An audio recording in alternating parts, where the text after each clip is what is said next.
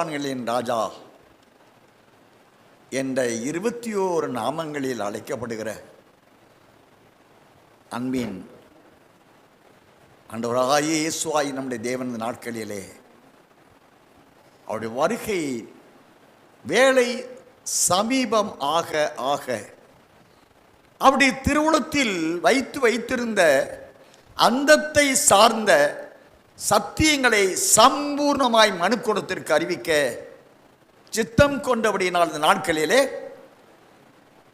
பங்கு பங்காய் வகை வகையாய் ஆதி முதல் அந்த வரைக்கும் உள்ள மீட்பின் தேவ திட்டங்களை அறிவித்து இந்த நாட்களிலே நாம் தியானம் செய்து வர நம் தேவன் இரக்கம் செய்து வருகிறார். அதற்காக இந்நாண்டு நான் அதிகமாக துதிக்கிறேன், சோத்தரிக்கிறேன்.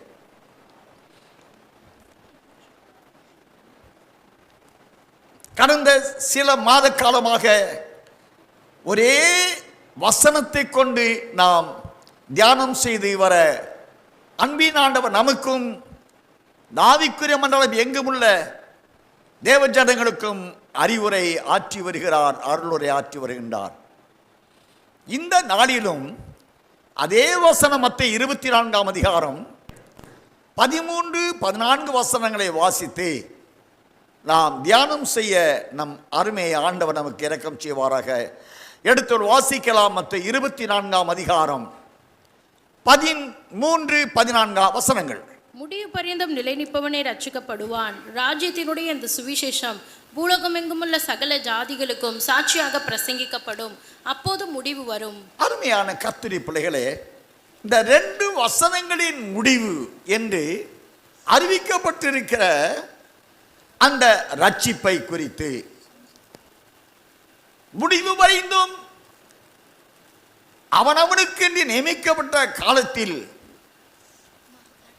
தேவன் மனசாட்சி காலம், நியாயப்பிரமாண காலம், கிருபையின் காலம், கடைசி அந்தி கிறிஸ்துவின் காலம் என்ற 4 நியமங்களில் அந்தந்த காலத்துக்குரிய அதாவது மனசாட்சியின் காலத்திற்கு மனதின் பிரமாணத்தின்படி அவர்கள் தங்களை ரட்சித்துக் கொண்டார்கள் பாவத்திலிருந்து. நியாயப்பிரமாண காலத்தில் நியாயப்பிரமாணத்தின் மூலமாக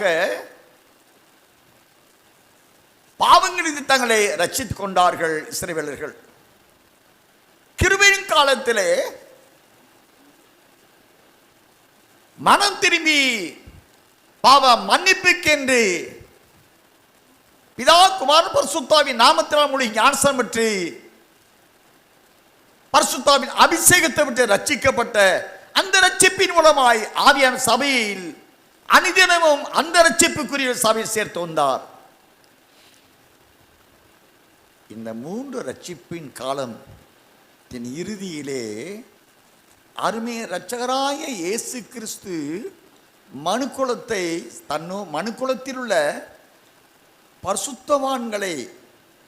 பரிசுத்தவான்களின் ஐக்கியமான மணவாட்டி சபையை சேர்த்துக்கொள்ள வருகிற பொழுது அந்த கடைசி நாட்களில் அவரை சந்தித்து அவரோடு சேர்ந்து கொள்ள அவரால் சேர்த்துக் கொள்ளப்படுவதற்கென்றதான ஒரு ரட்சிப்பை வைத்திருக்கிறார். அந்த ரட்சிப்பை குறித்து தான் மத்தேயு சுவிசேஷம் 24ஆம் அதிகாரம் 13ஆவது வசனத்தில் முடிவு வரைந்தும் நிலைத்து நிற்பவனே ரட்சிக்கப்படுவார் என்றால், முடிவான காலத்தில் அந்த முடிவான ரட்சிப்புக்கு என்று தேவன் எவர்களை நியமித்திருக்கிறாரோ, உலக தோற்றத்திற்கு முன்பாகவே அந்த முடிவான ரட்சிப்புக்கு தேவன் எவர்களை சீயோனிலிருந்து அனுப்பி வைத்திருக்கிறாரோ அவர்கள் காலம் ரட்சிப்பை சோதிக்கிற காலம், பொல்லாங்கனால் அவர்கள் அடைந்த ரட்சிப்பை இழக்க வைக்கிற காலம், அந்த ரட்சிப்பை அணிந்து கொள்ள விரும்புகிறவர்களுக்கு மரணத்தை உண்டாக்கக்கூடிய காலம், இரத்த சாட்சியா மரிக்கக்கூடிய காலம் அது. அந்த நாட்களில் அந்த ரட்சிப்புக்கு உரியவர்கள் அவர்கள் அனுப்பப்பட்டு தேவனுடைய வேலை ஊழியம் என்ற அழைப்பை சார்ந்து அவற்றில் முடிவு வரைந்தமும் நின்றவர்கள், நிலைத்து நிற்பவர்களுக்கு அந்த ரட்சிப்பை தேவன் வைத்திருக்கிறார். அதைத்தான் 13 வசனத்திலே முடிவு வரைந்தும் நிலை நிற்பவனே ரட்சிக்கப்படுவான். ராஜ்யத்தினுடைய இந்த சுவிசேஷம், நாம் ராஜ்யம்னால் அறிந்திருக்கிறோம், மணவாளனை சந்திக்க எதிர்கொண்டு போக புறப்பட்ட 10 கன்னிகள் பரலோக ராஜ்யம் என்று சொல்லப்படுகிறது. ராஜ்யம் என்று சபைன்னு சொல்லப்படுகிறது. அந்த சபையின் நாமம் ஆவியான எழுதப்பட்டபடி வெளிப்படுத்தல் 21 அதிகாரம் 2-3 வசனங்களிலே தன் புருஷனுக்காக அலங்கரிக்கப்பட்ட மணவாட்டி என்றெல்லாம் சொல்லப்படுகிறது என்பதை அறிந்துள்ளாய் இருக்கிறோம். அந்த மணவாட்டி சபையாய் மணவாளன் சந்திக்க ஆயத்தப்படுகிற அந்த ராஜ்யமான சபைக்கு அந்த முடிவான ரட்சிப்பை அடைந்து கொள்ளும் அந்த உபத்திரவ காலம், இனி சம்பவிக்க வேண்டிய சம்பவங்கள், அந்தி கிறிஸ்துடைய முதல் 3.5 பின்முனரை ஆண்டு காலமாகிய உபத்திர காலம், பின்பு ரகசிய வருகை, பின்பு 1000 வருட அரசாட்சி, பின்பு வெள்ளை சிங்காசன நியாய தீர்ப்பு நித்தியம். இந்த இனி சம்பவிக்க போகிற அவைகளை இந்த ஆவிக்குரிய மண்டலத்திற்கு இந்த முடிவான ரட்சிப்பை அணிந்து கொள்ளும்படி சீயோனிலிருந்து எவர்கள் அந்த மணவாட்டியில் எருசலேம் அனுப்பப்பட்ட அந்த வேலையை ஜெயமாக முடித்து நிமித்தமாய் அவருடைய நாமங்கள் ஜீவ புஸ்தகத்தில் பேர் எழுதப்பட்ட பரிசுத்தர்கள் என்று தேவனால் ஏற்றுக்கொள்ளப்பட்டவர்கள் எவர்களோ அவர்களை கொண்டு இந்த ராஜ்யத்தின் சுவிசேஷம் பூமியில் சகல ஜாதிகளுக்கும் பிரசங்கிக்கப்படும், அப்பொழுது முடிவரும் சொல்லுகிறார். அருமையான கர்த்தருடைய பிள்ளைகள், ஆக முடிவான காலத்துக்குரிய பரிசுத்தவான்கள் அடைந்து கொள்ள நியமிக்கப்பட்ட அந்த முடிவான ரட்சிப்பை எங்கும் அறிவிக்கின்றவர்களுக்கு அந்த ரட்சிப்பை தேவன் அருளுகிறார். வேதத்திலே நான் வாசித்திருக்கிறோம். 2 தீமோத்தேயுவின் புஸ்தகம் 2ஆம் அதிகாரம் 10வது வசனத்தை வாசிக்கலாம். 2 தீமோத்தேயு 2ஆம் அதிகாரம் 10வது வசனம். ஆகையால் தெரிந்து கொள்ளப்பட்டவர்கள் கிறிஸ்து இயேசுவினால் உண்டான ரட்சிப்பை நித்திய மகிமையோடு பெற்றுக்கொள்ளும்படி சகலத்தையும் அவர்கள் நிமித்தமாக சகிக்கிறேன். ஆகையால் தெரிந்து கொள்ளப்பட்டவர்கள் கிறிஸ்து இயேசுவினால் உண்டான ரட்சிப்பை நித்திய மகிமையோடு பெற்றுக்கொள்ளும்படி சகலத்தை அவர்கள் நிமித்தமாக சகிக்கிறேன். ஆதி திருச்சபையின் ஊழியமே, ஆதி திருச்சபையின் அப்போஸ்தலர் ஊழியமே, இந்த ராஜ்யத்தை குறித்த சுவிசேஷமாகிய இனி சம்பவிக்க போகிறவைகளை அறிவிக்கின்ற சுவிசேஷமாய் பிரசங்கிக்க வேண்டும் என்று ஆதி திருச்சபையில் உள்ள அப்போஸ்தலருக்கு தேவன் 40 நாளளவும் அவர் கட்டளையிட்டார் என்பதை எல்லாம் நாம் அறிந்துள்ளாய் இருக்கிறோம். கடைசி நாட்களிலே அருமை இரட்சகராய் இயேசு கிறிஸ்து மத்தேயு 16ஆம் அதிகாரம் 27ஆம் வசனத்தின்படி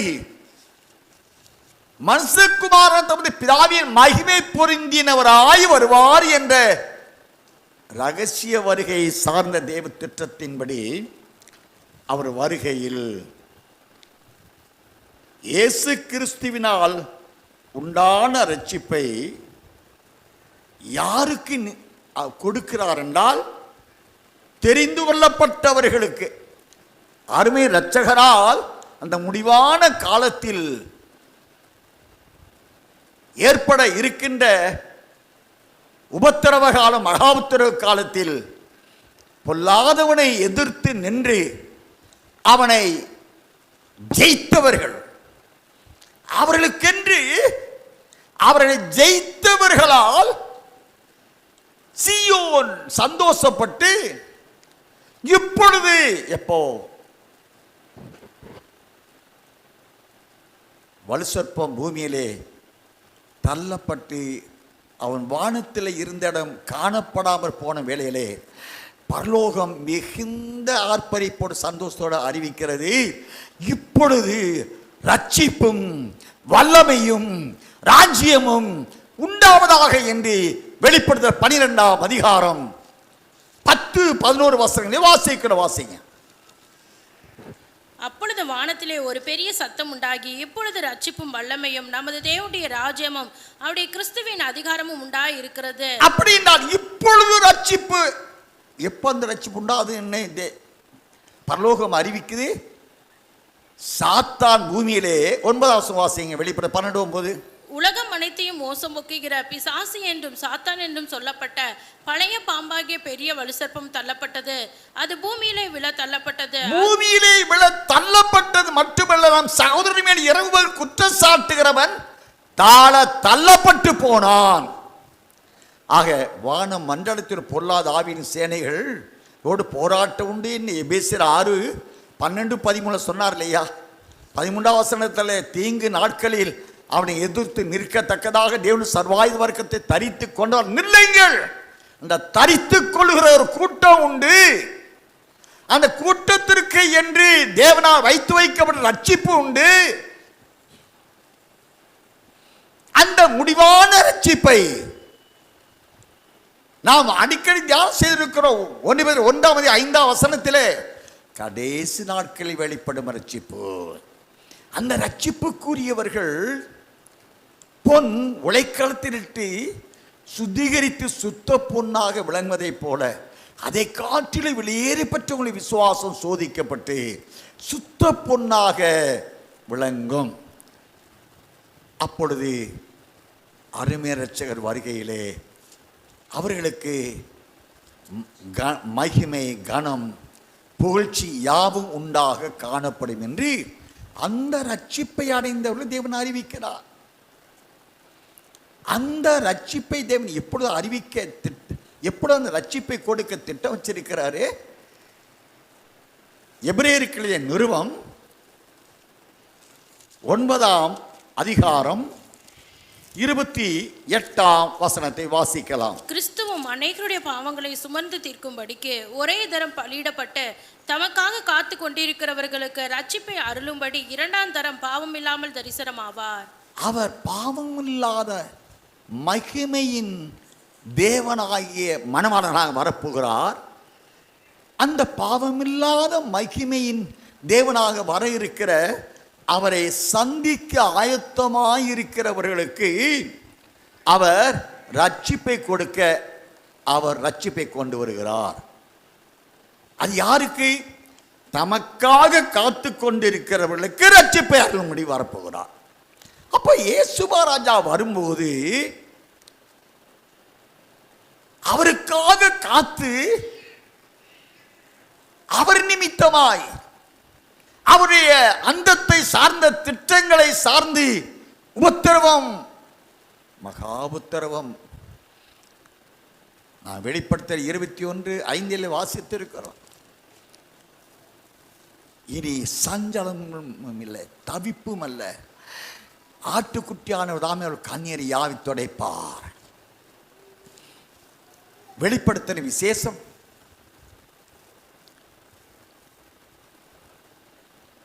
7ஆம் அதிகாரம் 14வது வசனத்திலிருந்து வாசிக்கிறோம். அதில் 17ஆம் வசனம் வாசிங்க. சிங்காசனத்தின் மத்தியில் இருக்கிற ஆட்டுக்குட்டி ஆனவரே, இவர்களை மேய்த்து இவர்களை ஜீவ தண்ணீர் உள்ள ஊற்றுகள் அண்டைக்கு நடத்துவார். தேவன் தாமே இவருடைய கண்ணீர் யாவையும் துடைப்பார். தேவன் தாமே இவர் கண்ணீர் யாவையும் துடைப்பார். யாருடைய கண்ணீர் துடைப்பார்? 14ஆம் வசனத்திலிருந்து இவர்கள் யார், எங்கிருந்து வந்தவர்கள்?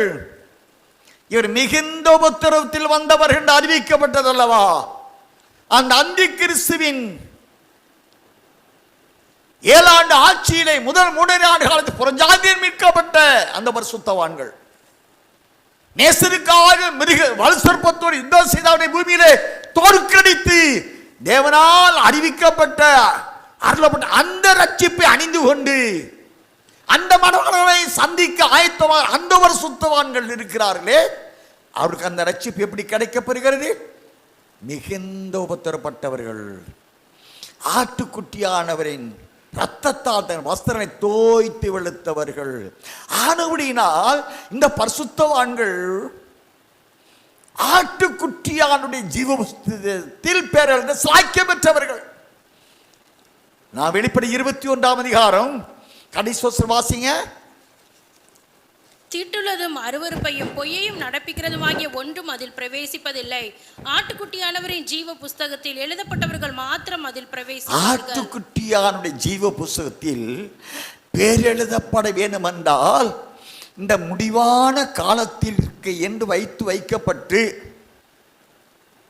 சாத்தானை தோற்கடித்து அதற்குரிய பிரதிபலனான முடிவான ரட்சிப்பை மணவாளன் கொடுக்க, அவருக்காக அந்த ரட்சிப்பை பெற்றுக்கொள்ள காத்து கொண்டிருக்கிற மனமாற்றியானவள் இருக்கிறாளே, அவள் அந்த ரட்சிப்பை பெற்றுக்கொள்ள, அந்த ரட்சிப்பு இவளுக்கு இந்த பரிசுத்தவான்களுக்கு கனம் மகிமை புகழ்ச்சி காணப்படும் என்று சொல்லப்பட்டு வாசிக்கலாம்.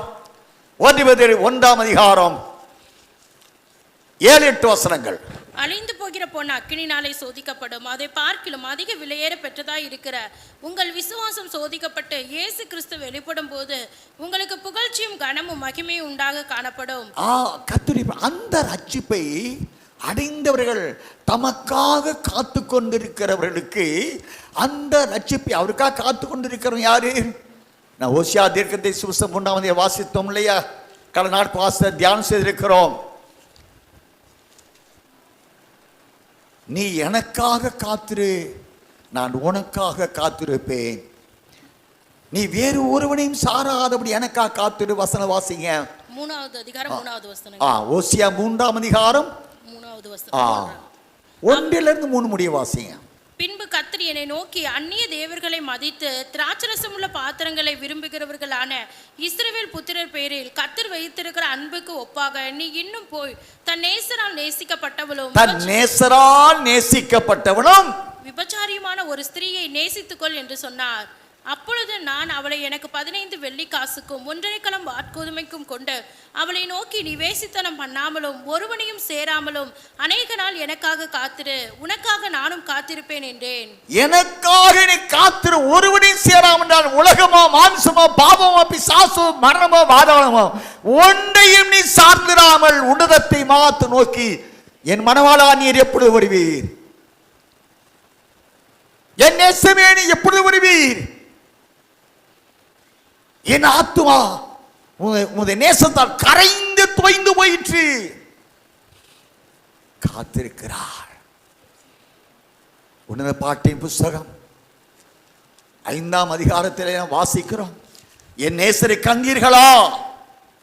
என் நேசரை கண்டீர்களா? கண்டது உண்டானால் உன் மனவாட்சியானவள் மிகுந்த வேதனையோடு இருக்கிறாள் என்பதை அறிவீர். 3ஆம் அதிகாரம் 1 முதல் வாசி. ராக்காலங்களில் என் படுக்கையிலே என் ஆத்தும நேசரை தேடினேன், தேடியும் நான் அவரை காணவில்லை. நான் எழுந்து நகரத்தின் வீதிகளிலும் தெருக்களிலும் திரிந்து என் ஆத்தும நேசரை தேடுவேன் என்றேன், தேடியும் நான் அவரை காணவில்லை. நகரத்திலே திரிகிற காவலாளர் என்னை கண்டார்கள். என் ஆத்தும நேசரை கண்டீர்களா என்று அவர்களை கேட்டேன். நான் அவர்களை விட்டு கொஞ்ச தூரம் கடந்து போன உடனே என் ஆத்தும நேசரை கண்டேன். அவரை நான் என் தாயின் வீட்டிலும் என்னை பெற்றவளின் அறையிலும் கொண்டு வந்து விடுமட்டும் விடாமல் பற்றி கொண்டேன். அருமையான கர்த்தருடைய பிள்ளைகளே, தன் ஆத்தும நேசரை தேடி காத்து கொண்டிருக்கிறாள். 1ஆம் வசனத்தின்படி உன்னதமான 3:1 இரா காலங்களில் என் படுக்கையிலே என் ஆத்தும நேசரை தேடி நான் அவரை காணவில்லை. சுகஜீவிதம், நல்ல மெத்தையில படுத்துக்கிட்டு ஜெபிக்கிறது, சுகஜீவிதம் செய்து கொண்டு ஐஸ்வர்யத்தை நம்பி நான் அதற்காக உழைத்து உன்னதமான நேசரை தரித்துக் கொள்ள அர்ப்பணிக்காமல் மெத்தையில் படுத்துக்கொண்ட ஐஸ்வர்யான் சொல், நீ சம்பரமாய் பூமியிலே வாழ்ந்தாய் என்று ஆபிரகாம் சொன்னார். பாருங்க, ஐஸ்வர்யவான் அக்கினி வேகப்படுது. லாசருவோ பருக்களால் நிறைந்தவனாய், நீ ஆகாரம் புசித்து போட்ட இலையில் இருந்தவள் அவன் எடுத்து தன் பசி ஆற்றி கொண்டானே. ஆனால் இவளோ சுக ஜீவிதத்தை உடைவளாய் வாழ்ந்து கொண்டு நேசரை தேடுகிறாள், காண முடியவில்லை. ஆவிக்குற மண்டலமே, மணவாடி சபையே, நீ சுகஜீவிதம் பண்ணி இந்த உலகத்துக்கு ஒத்த வேஷம் தரித்து உன்னதமான தேவனை தேடுகிறேன் என்ற பெயரில் போர்வையை போர்த்தி கொண்டு ஒரு மாய்மானமான கிறிஸ்தவனாய், ஒரு பண்டிகை கிறிஸ்தவனாய் வாழ்ந்தால் உன் நேசரை ஒருபோதும் கண்டடைய முடியாது. இவளோ இரா காலங்களில் என் படுக்கையிலே, அவள் படுக்கையிலே மெத்தையிலே தூங்கிக் கொண்டு என் ஆத்தும நேசரை தேடுகிறாள். அவளுடைய ஆத்தும நேசரை தேடுகிறாள், காண முடியல. இரண்டாவது, நான் எழுந்து நகரத்தின் வீதிகளிலும் தெருக்களில் திரிந்து என் ஆத்தும நேசரை தேடினேன், தேடியும் காணவில்லை. ஊர் உலகம், சொந்த பந்தம், தெருக்கள், சந்துகள் என்றால் இந்த உலகத்தில் உள்ள ஜனங்களோடு உறவாடக்கூடிய அவருடைய உற்றார்கள் உறவினர்களுடைய உறவை போதுமென்று எண்ணி அந்த நிலையிலே உலகத்தார் உறவினர்கள் ஓடுகிற வாழ்க்கைக்கு ஒத்த வாழ்க்கை வாழ்ந்து கொண்டு நாங்களும் இயேசுவை ஏற்றுக்கொள்கிறோம். அப்ப என்ன சொல்றாங்க? எனக்கு தகப்பனும் தாயும் சகோதரன் சகோதரி யார்? என் பிதாவின் சித்தத்தை எப்படி செய்கிறவனே எனக்கு தாயும் தகப்பனும் சகோதரனும் சகோதரியுமாய் இருக்கிறான். என் நாமத்தின் நிமித்தமாய் இந்த பூமியிலே எவைகளை வெறுத்தானோ அவைகளுக்கு இரட்டிப்பாய் சியோனிலே நான் கொடுப்பேன் என்று சொல்லுகிறார். ஆனால் இவளோ நகரத்தில் உள்ள சொந்த பந்தம், தெருக்களில் சந்துகளில் இருக்கிற சொந்த பந்தத்தோடு ஐக்கியத்தை வைத்துக்கொண்டு இவளுக்கு நகரத்தை விட விரும்பவில்லை, வீட்டை விட விரும்பவில்லை, சொந்த பந்தத்தை உலக வாழ்க்கை விட முடியல. இந்த நிலையிலேயே நானும் இயேசுவின் வரைக்கும் ஆயத்தமாகிறேன். என்ன நிலையிலே தேடுகிறாள்?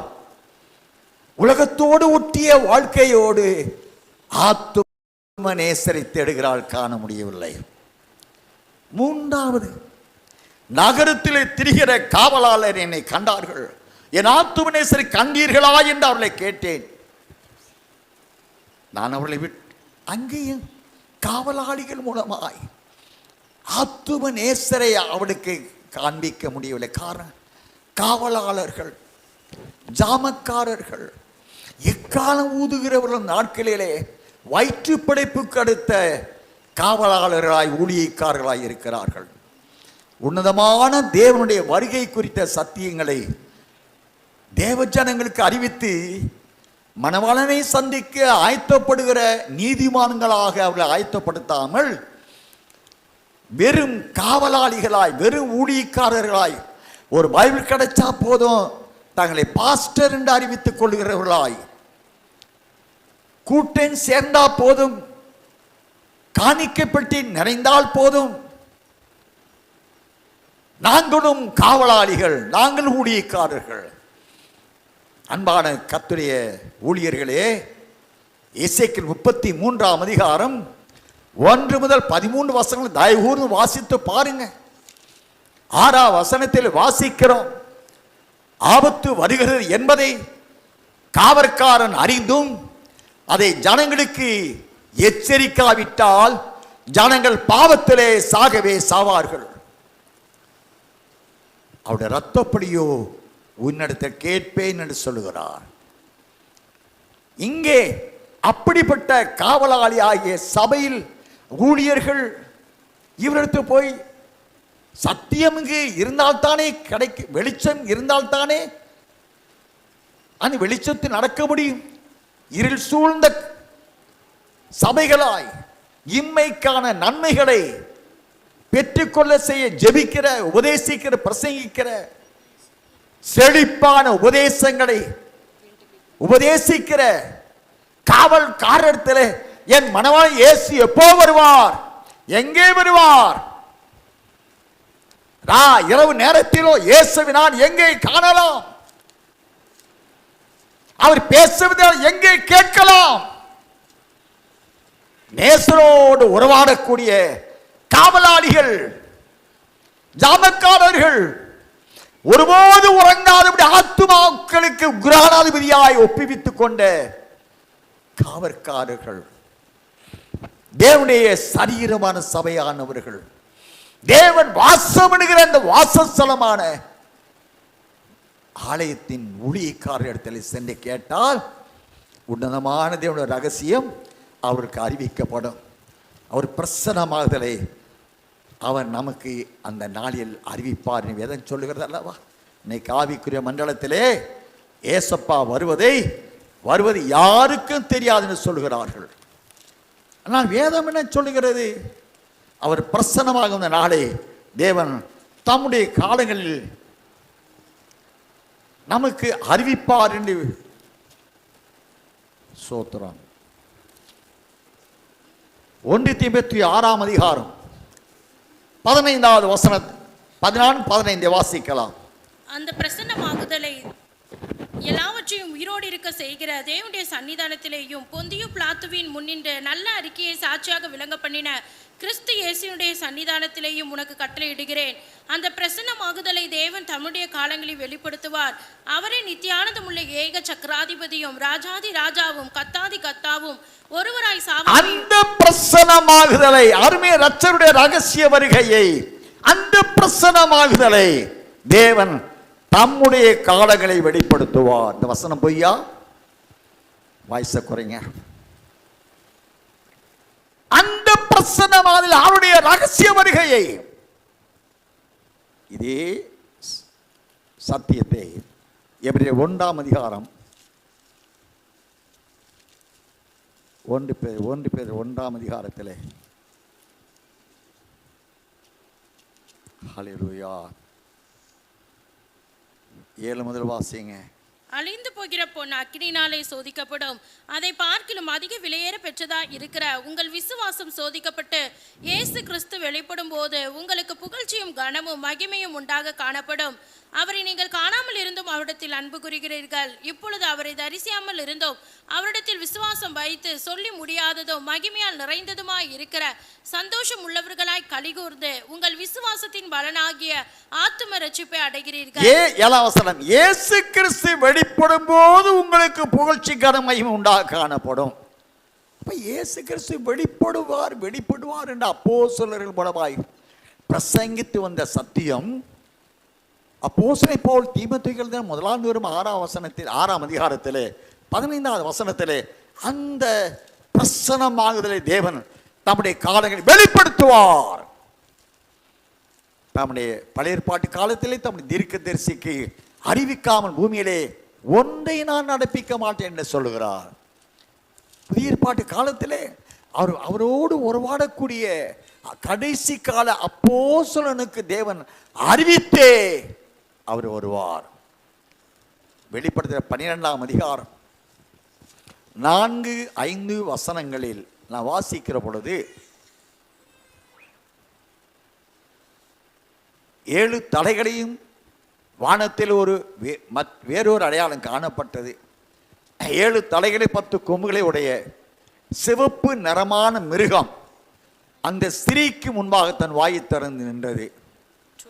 அந்த ஸ்திரீ ஆண் குழந்தை பெற்றெடுத்த உடனே அந்த ஆண் குழந்தை விழுங்கி போடும்படி அவளுக்கு முன்பாக நின்றது.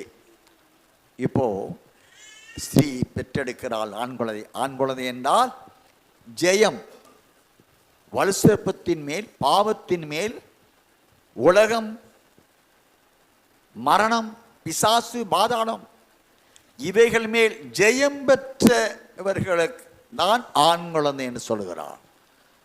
நான் வெளிப்படுத்தி விசேஷம் 2:28 வாசித்திருக்கிறோம். வாசி ஜெயம் கொள்ளுகிறவர்களுக்கு நான் ஜெயங்கொண்டு முடிவு பரியந்தம் என் கிரியைகளை கைக்கொள்ளுகிறவன் எவனோ அவனுக்கு நான் என் பிதாவிடத்தில் அதிகாரம் பெற்றது போல ஜாதிகள் மேல் அதிகாரம் கொடுப்பேன். ஜாதி மேல் அதிகாரம் கொடுப்பேன். யாருக்கு? ஜெயங்கொண்டவர்களுக்கு. இப்போ வெளிப்பட 12ஆம் அதிகாரம் 5வது வாசிங்களே. சகல ஜாதிகளையும் இருப்பு கோலால் ஆளுகை செய்யும் ஆண் பிள்ளையை அவள் பெற்றாள். அப்போ ஆண் குழந்தைக்கு முடிவு வரைந்து நிலைத்து நின்று ஜெயம் பெற்றவர்களுக்கு அருணோதயத்தை கொடுப்பேன்னு சொல்லுகிறார்.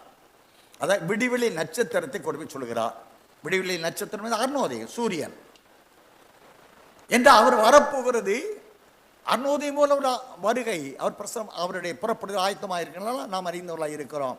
அப்போ ஜெயம் பெற்ற ஆண் குழந்தை வெளிப்பட 12 சகல ஜாதிகளை இருப்பு கோலால் ஆளுகை ஆண் பிள்ளை. இந்த ஆண் பிள்ளை சாத்தானை தோற்கடித்த உடனே எங்க போகுதுங்க? தேவனிடத்திற்கு எடுத்துக்கொள்ளப்பட்டது. 5வது வாசிங்களேன்.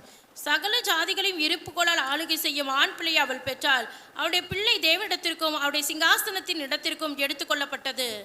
பாருங்களேன், சாத்தானை தோற்கடித்த வேளையில் அல்லது அவனை ஜெயித்த வேளையில் அந்த ஜெயம் பெற்றவர்களுடைய லீடர், தலைமை ஊழியன், அந்த ஆண் குழந்தையின் அந்த ஜெயம் பெற்றவர்களுடைய அப்போஸ்தலன் தேவனிடத்திற்கு எடுத்துக்கொள்ளப்படுகிறார். தேவனிடத்தில் செல்கிறார். எதற்காக? ராஜா சாத்தானை தோற்கடிச்சாச்சமானாலா வாரும் சாட்சி கொடுக்க. சாத்தானை தோற்கடிச்சாச்சு வாருமானாலா. ஆண்டவரே வந்து பூமியில 1000 அரசாட்சி செய்வார். என்ன சில ஜனங்களின் ஜாதிகள் இருப்புக்கொள்ளார் அப்படின்னா stick command rulers in the 1000 years. 1000 அரசாட்சியிலே நீதியின் ஆட்சி. ஏசாயா 12ஆம் அதிகாரம் வாசித்திருக்கிறோம். நீதியின் ஆட்சி செய்ய வாருமானாலா யார் போய் அழைக்கிறது? வெளிப்படை 22ஆம் அதிகாரம் 17ஆம் வசனத்தில் ஆவியும் மனவாட்டி வாயின்னு அவர் போய் கூப்பிட்டா தான் வருவாருங்க. அவர் கூப்பிடணும்னா சாத்தானை யார் தோற்கடித்தாங்களோ அவங்க போய் கூப்பிடணும். நாங்க தோற்கடித்தாச்சு ஆண்டவரே, வலுசற்பத்தை பூமியில தள்ளியாச்சு ஆண்டவரே, ஏழுடைய இறுதியில் மிருக கலந்திருக்கிற பாதாளத்தில் தள்ளி அக்கினை தள்ளியாச்சாண்டவரே, அவனை பாதாளத்தில் அடைச்சாச்சாண்டவரே வாருமனாலா என்று ஆவியானவரோடு இசைந்து இசைவனை பாட மாளிகையான மணவாட்டி சபையாய் வாருமனால் என்று அவருடைய சென்று அழைப்பு கொடுக்கணும். அழைப்பு கொடுத்தால் அந்த அழைப்பு உண்மையாகவே ஜெயம் பெற்றவர்களால் வந்த அழைப்பாய் என்பதை ஆண்டவர் அறிவார். ஆகினாலே அவர் புறப்பட்டு வருவார். அப்படின்னு பிரசலமாக சபைக்கு சபையின் ஊழியருக்கு தெரியுமா தெரியாதா? அருமையான கர்த்தருடைய பிள்ளைகளே, இதெல்லாம் சத்தியம், நித்தியத்தை சார்ந்த சத்தியம். இது எங்கே வெளிப்பட தேவன் சித்தம் கொள்கிறாரோ அங்கதான் வெளிப்படுங்க. இப்போ இந்த மணவாட்டியானவள் காவலாளரிடம் சென்று விசாரிக்கிற, மணவாட்டி என் மணவாளன் பார்த்தீங்களா? அவன் பார்த்திருந்தா தான் நாமே பார்த்தேன்னு சொல்ல முடியும். இவன் சொல்ற 5ஆம் அதிகாரம், உன்னப்பட 5ஆம் அதிகாரத்தில் உன் நேசர் எப்படிப்பட்டவர்? என் நேசர் வெண்மை செவப்பா மாணவர் 1000-10,000 சிறந்தவர். இவ சொல்றா ஏதோ அறவரையா பார்த்து. ஆனா அந்த காவலாளி என்ன செய்யறாங்க? பதிலா இவளை அடித்து நொய்ய புடைக்கின்றார்கள். ஏன் அறவேக்காடு? அது எதை அறிவிக்கிறது? இவர்கள் நியாயத்தீர்ப்புக்கு உரியவர்களாகிறார்கள். ரகசிய வருகை முடிந்தாயிற்று என்றால் அதன் பிறகு சபையின் ஊழியம், மீட்பின் ஊழியம், ரட்சிப்பின் ஊழியம் இல்லை. ஆகினாலே ரகசிய வருகைக்கு பின்பு எவன் ஒருவன் மனம் திரும்ப விரும்பினாலும் அங்கு ஊழியம் இல்லாதபடியினால், அதாவது முடிவான ரட்சிப்பு நிறைவடைந்தவர்களை மனமாட்டியாய் சேர்த்து கொண்டு மனுக்குல மீட்பு நிறைவடைந்து விட்டபடியினால் ரகசிய வரிக்கு பிறகு ஊழியம் இல்லை, நடைபெறுவதும் இல்லை. இருக்கட்டும். அருமையான கர்த்தருடைய பிள்ளையை இப்போ உன்னத பாட்டு 3ஆம் அதிகாரத்தை வாசிக்கிறோம்.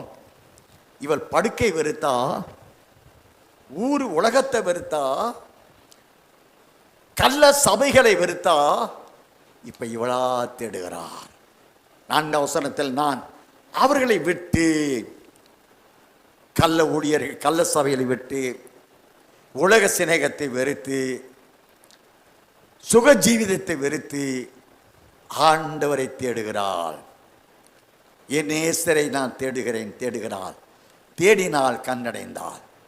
அருமையான கர்த்தருடைய பிள்ளையே, அப்படி என்றால் இந்த முடிவான ரட்சிப்பை தேவனாகிய கர்த்தர் தன்னை சந்திக்க ஆயத்தமாகிற மனமாற்றியானவளுக்கு தேவன் வாக்குத்தத்தமாய் வைத்திருக்கிறபடியினால் அந்த முடிவான ரட்சிப்பு வெளியரங்கமாவதற்குரிய காலத்தை ஊழியத்தின் தேவன் வைத்திருக்கிறார். நாம் 2 கொரிந்தியர் 6ஆம் அதிகாரம் 1 முதல் 3 வசனங்களை வாசிக்கலாம். தேவனுடைய கிருபையை நீங்கள் விருதாவாய் பெறாதபடிக்கு உங்கள் உடன் வேலையாட்களாகிய நாங்கள் உங்களுக்கு புத்தி சொல்லுகிறோம். அனுக்கிரக காலத்திலே நான் உனக்கு செவி கொடுத்து இரட்சணிய நாளிலே உனக்கு உதவி செய்தேன் என்று சொல்லியிருக்கிறாரே. இதோ இப்பொழுதே அனுக்கிரக காலம், இப்பொழுதே இரட்சணிய நாள். இந்த ஊழியம் குற்றப்படாதபடிக்கு நாங்கள் யாதொன்றிலும் இடரல் உண்டாக்காமல் எவ்விதத்தினாலேயும் எங்களை தேவ ஊழியக்காரராக விளங்க பண்ணுகிறோம். அருமையான கர்த்தருடைய பிள்ளைகளே, அனுக்கிரக காலத்திலே நான் உனக்கு செவி கொடுத்து இரட்சணிய நாளிலே உனக்கு உதவி செய்தேன் என்று சொல்லியிருக்கிறாரே. இதோ இப்பொழுதே அனுக்கிரக காலம், இப்பொழுதே இரட்சணிய நாள். இந்த ஊழியம் குற்றப்படாதபடிக்கு நாங்கள் யாதொன்றில் இடர் உண்டாக்காமல் எவ்விதத்தினாலேயும் எங்களை தேவ ஊழியக்காரர் விளங்கப்படுகிறோம். அப்ப தேவ ஊழியக்காரர் என்றாலே இந்த அனுக்கிரக காலத்தில், அனுக்கிரக காலம் கிருபையின் காலம், இந்த அனுக்கிரக காலத்தின் இறுதியிலே நாள் கணக்கை சொல்லுகிறார், இரட்சணிய நாள். இந்த அனுக்கிரக காலம் கிருபையின் காலம் முடிவாகும் வேளையிலே இந்த முடிவான ரட்சிப்பை தமக்காக காத்து கொண்டிருக்கிறவர்களுக்கு ரட்சிப்பை அருளும்படி அவர் பாவமில்லாமல் பிரசன்னமாவார் வாசித்தோம் அல்லவா. அந்த முடிவான ரட்சிப்பை மனுக்குலம் அடைந்து கொள்வதற்குரிய ஊழியம், அந்த ஊழியத்தை செய்வதற்கென்ற ஆதியிலே அப்போஸ்தலர்கள் தேவனை எழுப்பினார். மனுக்குலம் முடிவான ரட்சிப்பு என்ற ஆத்தும ரட்சிப்பை நான் 1 வசனத்திலே விசுவாசத்தின் பலன், சாத்தானை எதிர்த்து அவனை தோற்கடிப்பதில் இவர்களுக்கு ஆவியான் கொடுத்த விசுவாசத்தில் முடிவு வரைந்தும் நின்று அவன் என்ன தந்திரமணினாலும், அவன் எவ்வளவு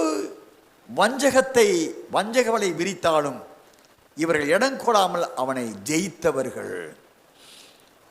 அவர்களுக்கு என்று அந்த நாடுக்கு உரிய ஊழியம் இரட்சணிய ஊழியம். அது நாட்கள் கணக்கு. முதல் அந்தி கிறிஸ்து ஏழ்வட ஆட்சியில் முதல் 3 ஆண்டு காலம் 1260 நாள், பின் 3 ஆண்டு காலம் மகாவத்தர் காலம் 1620 நாள். நாட்கள் கணக்கு, இரட்சணிய நாள். அந்த நாளில் சாத்தானை எதிர்த்து தோற்கடித்தவனை ஜெயிக்கிறவர்களுக்கு என்று தேவனாய் வைத்து ரட்சிப்பு தான் முடிவான ரட்சிப்பு. அருமையான கர்த்தருடைய பிள்ளைகளே, வேதாகமத்திலே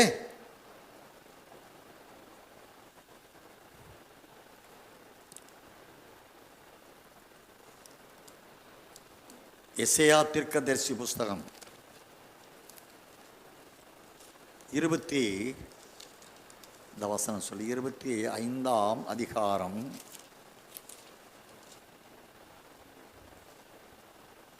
25ஆம் அதிகாரம் 8-9 வசனங்களை வாசிங்க. அவர் மரணத்தை ஜெயமாக விழுங்குவார். கர்த்தராகிய தேவன் எல்லா முகங்களிலும் இருந்து கண்ணீரை துடைத்து தமது ஜனத்தின் நிந்தையை பூமியில் இராதபடிக்கு முற்றிலும் நீக்கி விடுவார். கர்த்தர் இதை சொன்னார். அக்காலத்திலே இதோ இவரே நம்முடைய தேவன், இவருக்காக காத்திருந்தோம், இவர் நம்மை ரட்சிப்பார். இவரே கர்த்தர், இவருக்காக காத்திருந்தோம், இவருடைய ரட்சிப்பினால் கலிகூர்ந்து மகிழுவோம் என்று சொல்லப்படும். அருமையான இவரால் அந்த முடிவான காலத்தில் கொடுக்கப்படுகிற இவருடைய ரட்சிப்பினால் கலிகூர்ந்து மகிழக் கடவோம். இது எந்த காலம்? அந்த காலத்தின் முக்கியத்துவம் என்ன? அவரால் அருளப்படுகிற அந்த ரட்சிப்புக்கு உரியவர்கள், அதாவது முடிவான காலத்தில் வெளிப்படும் அந்த ரட்சிப்புக்கு உரியவர்களுக்கு தேவன் பிரத்யேகமாக என்ன ஒரு பெரிய வாக்குத்தத்தத்தை பண்ணியிருக்கிறார் என்றால் 8ஆம் வசனம், அவர் மரணத்தை ஜெயமாக விழுங்குவார். 7ஆம் வசனம், சகல ஜனங்கள் மேலும் உள்ள முக்காட்டையும் சகல ஜாதிகளையும் மூடியிருக்கிற மூடலையும் இந்த மலையிலே அகற்றி போடுவார். சகல ஜனங்கள் மேலுள்ள முக்காடு, சகல ஜாதிகளையும் மூடியிருக்கிற மூடல் என்னங்க? அதன் விளக்கம் தான் 8ஆம் வசனத்தில் அவர் மரணத்தை ஜெயமாக விளங்குவார்.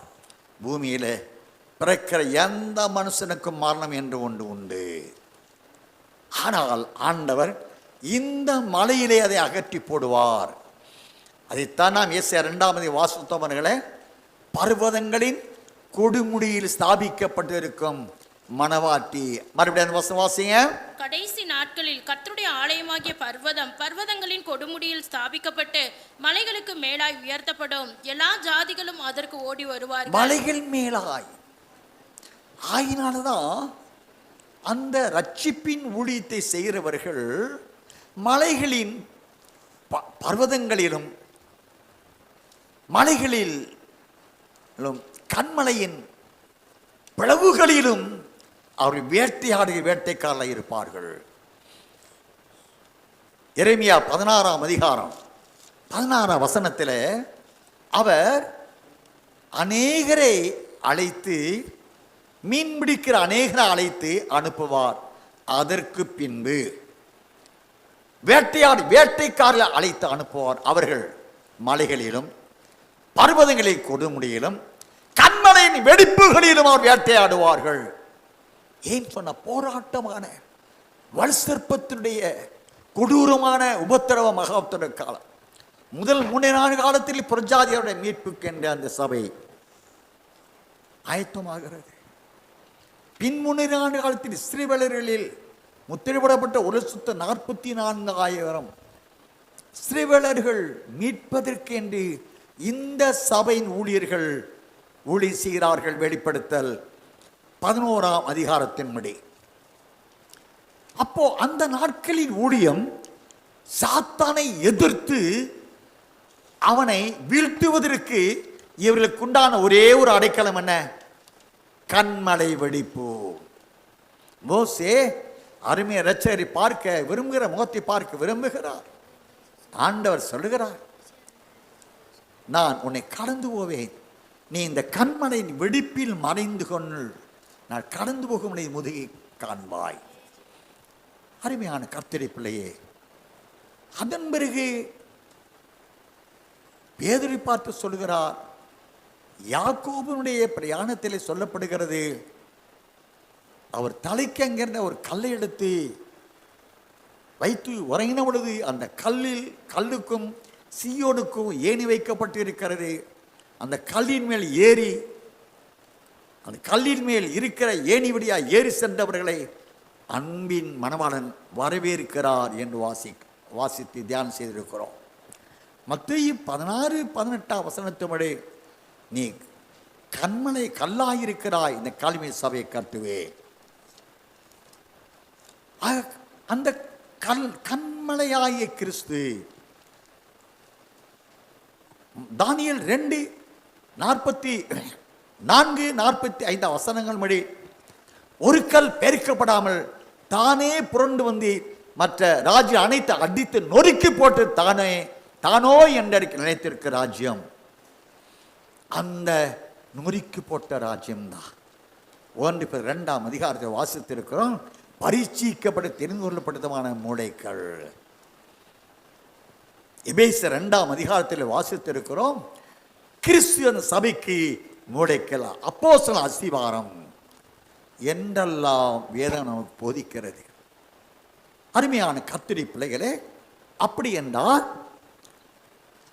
ஆண்டவர் அந்த கடைசி நாட்களில் வாழ்கிறவர்களுக்கு மரணம் இல்லாத வாழ்க்கை நித்தியத்தில் தர, பூமியிலேயும் அவர்கள் மரிக்காதவர்களாய் ஏற்றுக்கொள்ளப்பட தேவன் ஒரு நியமத்தை ஏற்படுத்தி இருக்கிறார் என்றால், ஆதியாகமம் 3:15 உனக்கும் ஸ்திரீக்கு உன் வித்துக்கு அவள் வித்து பகை உண்டாக்குவேன், அவர் உன் தலையை நசுக்குவார். அவனுடைய தலை தந்திரம் மண்டையில் தான் உதயமாச்சு. ஆதாம் ஏவாளை வஞ்சிக்க, மனத்தை உண்டாக்க, அதே தந்திர உருவான அவன் தலையாய மரத்தை அவர் மிதித்து நொறுக்குவார். அதைத்தான் சொல்றாரு, அவர் மரணத்தை ஜெயமாக விளங்குவார். இந்த மரணம் இந்த கடைசி நாட்களில் இந்த முடிவான ரட்சிப்புக்குரிய பரிசுத்தவான்கள் தவிர மற்ற எல்லா ஜனங்களுக்கு பூமியுள்ள சகல ஜனங்கள் மேலும் அந்த மரணம் முக்காடாக இருக்கிறது. சகல ஜாதிகளையும் அந்த முக்காடு என்ற மரணம் மூடி அவர்களை மறைத்துக் கொள்ளுது, மரணத்துக்குள்ளாகிறார். ஆனால் அந்த மரணத்தை எங்கே ஜெயம் எடுப்பார்? இந்த மலையிலே அகற்றி போடுவார். இந்த எருசலேம் மனவாட்டியானவள், நீதிமான் ஐக்கியம் என்ற மனவாட்டியானவள் என்ற சபையில் நீதிமான்களுக்கு மரணம் இல்லை. அவர் மரணத்தை சொல்றார் 8 வசனத்திலே. மற்ற எசையா 25:8 அவர் மரணத்தை ஜெயமாக விழுங்குவார். அந்த மரணத்தை ஜெயித்தவர்கள் எசை 25:9 அவர்கள் ஆரவாரம் செய்கிறார்கள். அக்காலத்திலே இப்போ அந்த மலை என்ற பர்வதங்கள் கொடுமுடியில் ஸ்தாபிக்கப்பட்டிருக்கிற பரிசுத்த புதிய எருசலேம் மனவாட்டி சபை இருக்கே, அந்த சபை எழுப்பு, அதில் நீதிமான்கள் மரணத்தை ஜெயமாக விழுங்கினவர்கள். ஏன்னா அப்போஸ்தலன் பவுல் சொல்லியிருக்கிறார், பல இடங்கள் நாட்கள் தியானம் செய்திருக்கிறோம். அவர்கள் அக்காலத்திலே இதோ இவரே நம்முடைய தேவன் என்றா, யாருக்குத்தான் இவர் நம்முடைய தேவன் சொல்ல தகுதி உண்டாகுதுன்னா, வெளிப்படுத்த 1:18-19 படி நான் மரித்தேன், சாகாலம் உயிரோடு இருக்கிறேன். மரணத்தை அவர் ஜெயமாக விழுங்கினார், மரணமே இல்லாதவரானார். ஆகினாலே மரணத்தை ஜெயித்த இந்த பரிசுத்தவான்கள் இந்த மலையின் கண்மலையின் மேல் தங்கள் நீதியின் வாழ்க்கை வாழ்ந்த மனவாட்டியானவர்கள் கண்மலையாய் கிறிஸ்துவினாலே மரணம் ஜெயமாக விழுங்கப்பட்டது. அந்த கண்மலையில் தங்களை நீதிமான்களாக மனவாட்டியாக அர்ப்பணித்துக் கொண்ட இவர்கள் ஆரவாரம் செய்வது நோக்கம் என்ன? அவர் உயிர் திறந்த மரணத்தை ஜெயமாக்கினார், ஜெயமாக அதை விழுங்கி போட்டார். அந்த தேவன் நமக்கும் மரணம் இல்லாத, மரணத்தை ஜெயிக்க, மரணமே இல்லாத வாழ்க்கை வாழ தேவன் நமக்கு மிரக்க செய்த. ஆயினாலே என்றைக்கு ஜீவிக்கிற இந்த தேவனே என்றைக்கும் ஜீவிக்கிற மனவாட்டின் தேவன். அருமையான கர்த்தருடைய பிள்ளைகளே, என்றா அப்பா வாக்கு பண்ணி இருக்கிறார். பல இடங்களில் நான் வாசித்திருக்கிறோம். யோவான் சுவிசேஷம் 11 அதிகாரத்தில் மகாராஜா சொல்றாரு, யோவான் 11 அதிகாரம் 23 வாசிங்களேன். யோவான் சுவிசேஷம் 11 அதிகாரம் 23 வசனம் முதல். இயேசு அவளை நோக்கி, உன் சகோதரர் உயிர் தெழுந்திருப்பான் என்றார். அதற்கு மார்த்தார், உயிர்த்தெழுதல் நடக்கும் கடைசி நாளிலே அவனும் உயிர்த்தெழுந்திருப்பான் என்று அறிந்திருக்கிறேன் என்றான். இயேசு அவளை நோக்கி, நானே உயிர்த்தெழுதலும் ஜீவனுமாய் இருக்கிறேன். என்னை விசுவாசிக்கிறவன் மரித்தாலும் பிழைப்பான், உயிரோடு இருந்து என்னை விசுவாசிக்கிறவன் எவனும் என்றென்றைக்கும் அறியாமலும் இருப்பான். இதை விசுவாசிக்கிறாயா என்றார். அருமையான கர்த்தருடைய தேவன் 2 நிலைகளுக்கு உரியவர்களுக்கு தேவன் என்று சொல்லுகிறார். ஒன்று, இயேசு அவளை நோக்கி, மார்த்தாள் நோக்கி, நானே உயிர்த்து எழுதலும் ஜீவனுமாயிருக்கிறேன், என்னை விசுவாசிக்க மரித்தால் பிழைப்பான். அத கர்த்தருக்குள் மரித்தால், அதான் என்னை விசுவாசிக்கிறவன் கர்த்தருக்குள் விசுவாசத்தோடு அவருக்குள் முழுவதும் அவருக்குள்ளான புதிதாக்கப்பட்ட வாழ்க்கை வாழ்ந்து அந்த கடைசி நாட்கள் முன்பாக அவருடைய காலம் அவர்களுக்கு நியமிக்கப்பட்டபடியினால் அவர்கள் கர்த்தருக்குள் நித்திராடுகிறார்கள். அவர்கள் தங்கள் பிரயாசங்கள் பலனை அவர்கள் தங்கள் பிரயாசங்களை விட்டு ஒளிந்து அவர் இளைப்பாறிக் கொண்டு இருப்பார்கள் என்று வெளிப்படுத்தல் 14ஆம் அதிகாரம் 13ஆம் வசனத்தை வாசித்திருக்கிறோம் அல்லவா? 1 தெசலோனிக்கேயர் 4ஆம் அதிகாரம் 16ஆம் வசனத்திலே கர்த்தருக்குள் மரிக்கிற முதலாவது எழுந்திருப்பார் என்று சொல்லப்படுது அல்லவா? 13ஆம் வசனத்திலே மரித்தோரை குறித்து நம்பிக்கையற்றதான மற்றவர்களைப் போல துக்கித்து அறிவில்லாதிருக்க மனதில் சொல்றார் இல்லையா? அப்ப கர்த்தருக்குள் வாழ்ந்து எப்போ அந்தி கிறிஸ்துவின் ஆட்சி, அதாவது முடிவான ரட்சிப்புக்கு அல்லாத கிருவிங்கால ரட்சிப்புக்கு உரியவர்களுக்கு அவர்கள் கர்த்தருக்குள்ளாக வாழ்ந்து கர்த்தருக்குள் மரித்து இளைப்பாறுகிறாங்களே, அவங்கள முதலாம் உயிர்த்தலில் பங்கடை செய்கிறார்கள். நான் வெளிப்படுத்தல் 20ஆம் அதிகாரம் 6ஆம் வசனத்தில் முதலாம் உயிர்த்தில் பங்குள்ளவன் பரிசுத்தவன் பாக்கியவானும் நான் இருக்கிறான், அவர் உயிர்த்தெழுந்த கிறிஸ்துவை கூட 1000 வருஷம் அரசாழ்வார்கள். அதான் மார்த்தாள் சொல்றாரு. யோவான் 11ஆம் அதிகாரம் 24 வசனம் முதல் அதற்கு மார்த்தாள் உயிர்த்தெழுந்து நடக்கும் கடைசி நாளிலே அவனும் உயிர்த்தெழுந்து எழுந்திருப்பான் என்று அறிந்திருக்கிறேன் என்றார். இயேசு அவளை நோக்கி, நானே உயிர்த்தெழுந்து ஜீவனமாயிருக்கிறேன், என்னை விசுவாசிக்க மரித்தால் படைப்பான். 26 வசனம், உயிரோடு இருந்து என்னை விசுவாசிக்கிறவனும் என்றைக்கு மறியாமல் இருப்பான். இதை விசுவாசிக்கிறாயா? உயிரோடு இருந்து விசுவாசிக்கிறவர்கள் யாருங்க? 1 தெசலோனிக்கேயர் 4ஆம் அதிகாரம் 17 வசனத்தில் பின்பு உயிரோடு இருக்கிறதான நாமம் கர்த்தரை வழியக்கென்று மேகங்கள் எடுத்துக்கொள்ள போய்தான் எப்படி கர்த்தருடனே கூட உயிரோடு இருக்கிறவர்கள் யார்? அந்த முடிவான ரட்சிப்புக்கு என்று தேவனால் அனுப்பப்பட்டு வந்திருக்கிற மனவாட்டியானவர், சாத்தானை ஜெயித்தவர், ஜெயித்து முடிவான ரட்சிப்பை குறித்து இப்பொழுது ரட்சிப்பு வல்லமையும் தேவனுடைய ராஜ்யம் உண்டாயிருக்கிற ஆரவாரம் செய்தவர், அந்த பரிசுத்தவான்களாகிய மனவாட்டி சபை அடைந்த ஜெயத்தை அருமை ரட்சகர் ஏற்றுக்கொண்டு அதற்கு பிரதிபலனாக அவர் அவருடைய ரட்சிப்பை கொடுக்கிறார். எந்த ரட்சிப்பு? மரிக்காத என்றைக்கும் ஜீவிக்கிற, என்றால் அவர் என்றை ஜீவிக்கிற வாசஸ்தலம், என்றை ஜீவிக்கிறவர். ஜெயங்கொள்ளர்களுக்கு சிங்காசனம் தராரு. சிங்காசனம் யார் உட்கார்ந்திருக்கிறது? மனத்தை ஜெயித்துதான் இங்கே உட்கார்ந்திருக்கிறாரு. அப்ப அந்த சிங்காசனத்தை ஜெயமற்ற தர வாக்கு பண்ணி இருக்கிறாரு. மரித்த ஆட்களுக்கா சிங்காசனம் தர போறாரு? ஆதிக்குரிய மண்டலமே, முடிவான ரட்சிப்பு மனுக்குலத்திற்கு கிடைக்க பெற்ற அரும்பெரும் குருமருந்து. அந்த ரட்சிப்பை குறித்து, அந்த ஆத்தும ரட்சிப்பை குறித்து ஆதிக்குரிய மண்டலம் தியானம் செய்ய மறுக்கிறது. நான் இயேசுவோடு வாழ்வே சந்தோஷம், அவரோடு வாழத்தான் அவர் தன் ஜீவனை கொடுத்தார். எபிரேயர்கள் நிறுவம் 2ஆம் அதிகாரத்தில் அருமை ரட்சகர் சொல்லுகிறார். எபிரேயர் 2ஆம் அதிகாரம்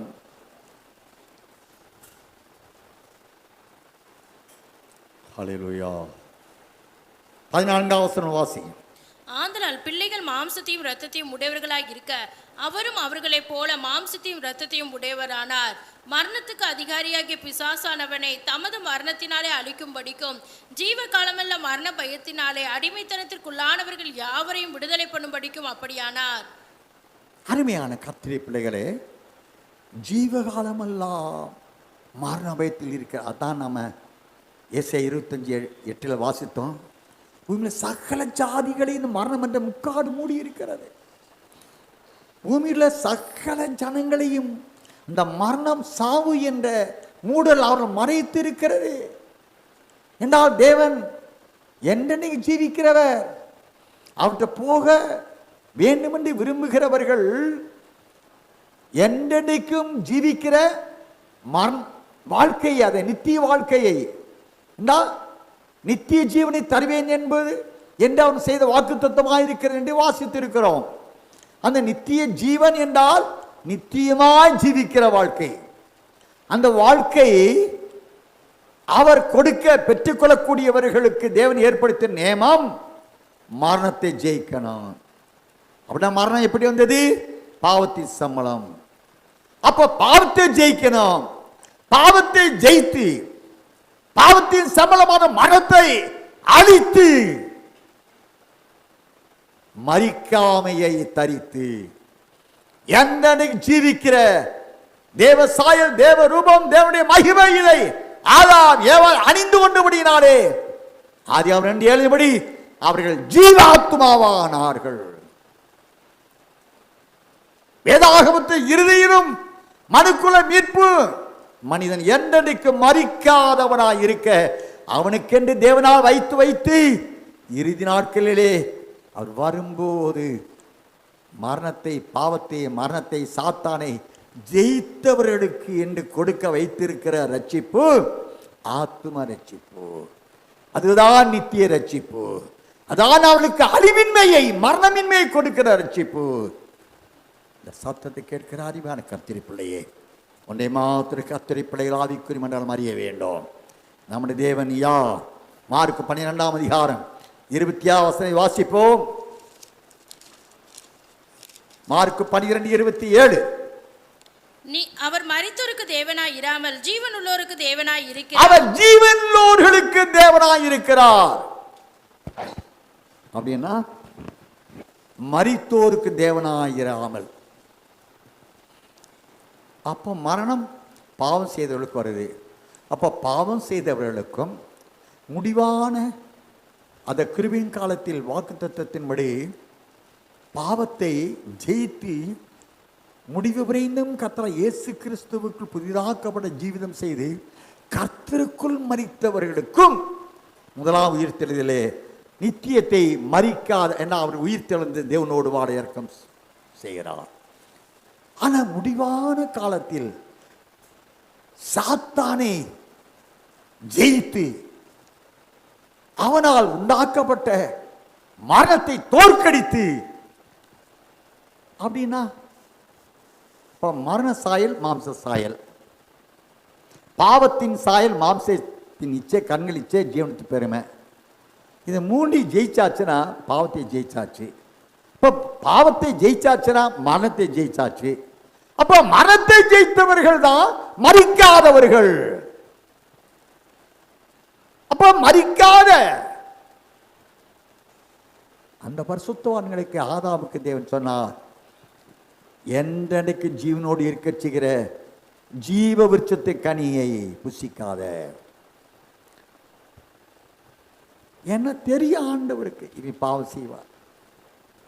கடைசியில் இந்த மரிக்காத மனவாட்டியானவள் இருக்கிறாளே, மரணத்தை ஜெயித்தவளாய் இருக்கிறாளே, பாவம் இல்லாத தன்னை சிருஷ்டித்தருடைய மெய்யான நீதியில் பரிசுத்தத்திலும் நம்மை சிருஷ்டித்தருடைய சாயல் அணிந்தோடு மனவாட்டி இருக்கிறாளே, என்றும் அவதியே என் பிரியமே பழுதொன்றும் இல்லாதவளே என்ற தேவனால் அழைக்கப்பட்ட அந்த அழைப்புக்கு உரிய இந்த மனவாட்டியானவள் என்றென்றைக்கு தேவனோடு வாழ உன் ஆத்துமா மரிக்க கூடாது. அதனாலதான் உன் ஆத்துமா ரட்சிப்பை தேவன் இந்த முடிவான காலத்தில் அருளுகிற கொடுக்கப்படுகிற ரட்சிப்பு ஆத்தும ரட்சிப்பாய் இருக்கிறது. என்றென்றைக்கு உன்னை மரிக்காத நித்தியமாய் நேச தேவனோடு உன் மணவாளனாய பிதாவோடு வாழ்வதற்கென்று அந்த மனவாட்டியானவளுக்கு கொடுக்க வைத்திருக்கிற அந்த ஆத்தும ரட்சிப்பை பெற்றுக்கொள்ள கர்த்தர் நம்மை அழைக்கிறார். கர்த்தர் நம்மை அழைக்கிறார். ஆத்தும ரட்சிப்பு அடைந்து நித்தியமாய் நேசரோடு வாழ கர்த்தரை அழைக்கிறார். அர்ப்பணித்து வாழ்ந்து தேவனுடைய ராஜ்யத்தை சுதந்திரித்துக் கொள்வோம். தேவன் தாமே தமது வார்த்தைகளை ஆசீர்வதிப்பார். ஹல்லேலூயா.